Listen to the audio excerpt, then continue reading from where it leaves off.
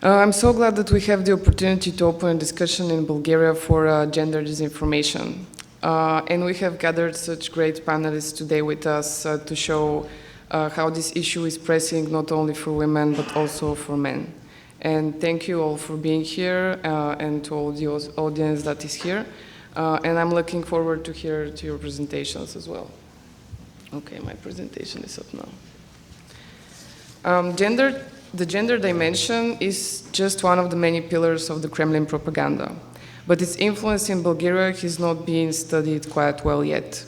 The Kremlin's use of gender propaganda has significant real-life impact, such as the lack of support for the Istanbul Convention among the Bulgarian public, which led to the rejection of its ratification, and the overwhelming support for the Anti-LGBT Propaganda Act. This act was passed in Parliament with 135 votes in favor and 57 against this September, or if it wasn't even August. And if it wasn't only the Revival Party, which is the far-right populist pro-Russian party in Bulgaria, who introduced the act, but also there were staunch supporters from across the entire political spectrum in Bulgaria who supported this legislation, such as the Bulgarian Socialist Party and the mainstream GERB party, which name is Citizens for European Development of Bulgaria. That's the translation of the party. My colleague Gloria and I conducted the research on Ukrainian female refugees and the disinformation against them in Bulgaria. Our main findings show that the gender and identity disinformation affect rather severely vulnerable groups, such as elderly people and children, though they are not targeted particularly by the gender disinformation campaigns. The gender and identity disinformation also disincentivizes the public when it comes to sexual crimes, rape, and human trafficking with the purpose of sexual exploitation. The gender disinformation against Ukrainian refugees portrayed them as economic burdens and moral threats, which leads to hostility and discrimination towards the Ukrainian community of migrants in Bulgaria, even those who lived here before the war. And there used to be a sizable community of Ukrainian expats who have lived here for a very long time. Many of them started to face hate crimes, abuse, and physical violence once the war started. And they report that they have not such experience beforehand. The narratives about Ukrainian women in Russia depict them as promiscuous, lazy, and decadent, allowing Russia to cast itself as a defender of the traditional Christian values against the morally corrupt and decayed West. Ukrainians are presented among the Russian segments with different stereotypes. One of them is being lazy and dependent, and that they're unwilling to work.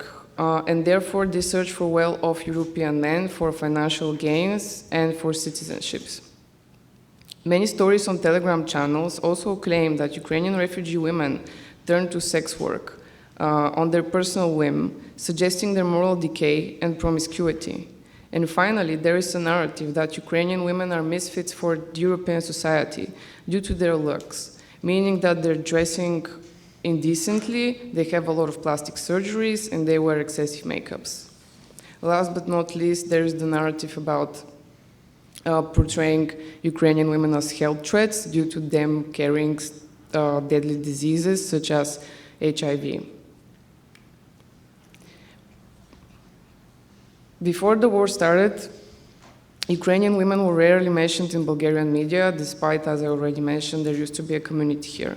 But after February 2022, coverage on Ukrainian women spiked by 90 times, and the number of publishing outlets increased tenfold.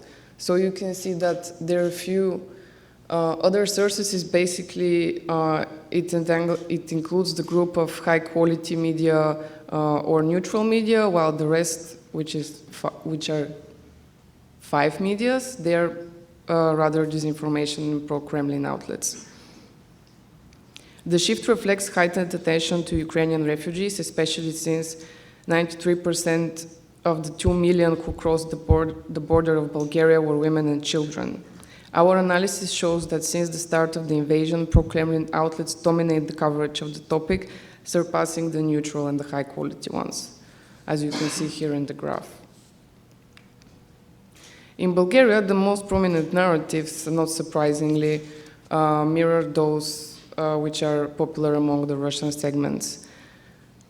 They reinforce the stereotypes, which are that Ukrainians are gold diggers who are trying to seduce and marry Bulgarian men for their European passports, while Ukrainian men are at war. The other one, which was very popular, is that Ukrainian women are predominantly occupied with their looks in the hairstyles, manicures, beauty salons, cosmetics. They have a lot of plastic surgery and they're not willing to work. They're preoccupied only with their vanity. The other one is that Ukrainian women are only able to work as prostitutes and escorts, which also mirrors that the higher interest in the online sphere in general for Ukrainian porn.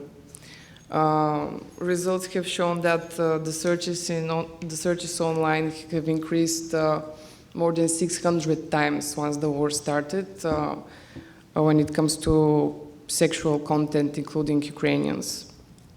And finally, but not least, as I already mentioned, that Ukrainian women bring deadly sexually transmitted diseases. Usually, this disinformation includes also men. However, due to the particular dimension of sexualization of women, it is related, and in Bulgaria, the stereotype kind of relates mostly to women.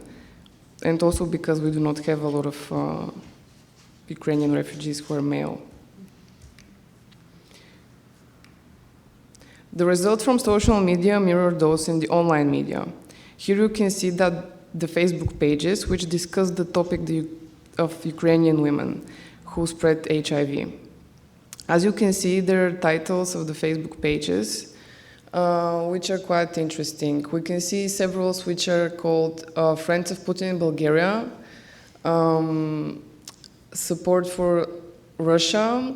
There is one name which is too long, but it's for friendship between Russia and Bulgaria, and the other one which is Bulgarians Love Russia. These are quite clearly pro-Russian groups and pro-Kremlin groups. There are other two which are called I Support Jean Vidinov and Support for Ivan Geshev, and those particular figures are not, in essence, pro-Russian or related to Russia or anything like that, but the supporters of those groups are rather nationalists, so they have a kind of a common shared vision of nostalgia towards the socialist times and a kind of a preference for authoritarianism in general. When it comes to the distribution of disinformation campaign regarding each narrative, which you can see here in the graphs, we noted that there are higher interactions around the war's onset, reflecting the initial public interest in the topic. By 2023 and 2024, interactions generally appear low, suggesting a decline in the public response and the public interest. The top two narratives with the highest engagement are that Ukrainians are gold diggers and are superficial. This spiked significantly in early 2022, with another peak in early 2003, suggesting a targeted campaign to revive the stereotype. The other narrative is about the carrying of deadly diseases, which presents them as health threats, thus amplifying xenophobia and gender stigmatization. So now it's time to talk about the solutions, or rather what has been done firstly. When it comes to gender, pretty much nothing. I have divided here the recommendations in two. One is focusing on the online media sphere, so media regulation, and the other one focuses on cybersecurity. Cybersecurity is important because, in fact, a lot of the disinformation leads to includes actually online harassment, includes online violence, cyberbullying, and a lot of scams which target particularly people from vulnerable groups, such as refugees, those who do not know the local language, especially elderly people and children who have lower media literacy rate. I'm not going into detail in particular regarding each of those recommendations that I have provided here, but what I would like to stress is the ad hoc multi-stakeholder task force comprised of journalists, tech companies, and prosecutors. It could also include police officers, investigators, media experts, also NGOs and researchers who are needed to create a package of gender-based violence prevention and mitigation.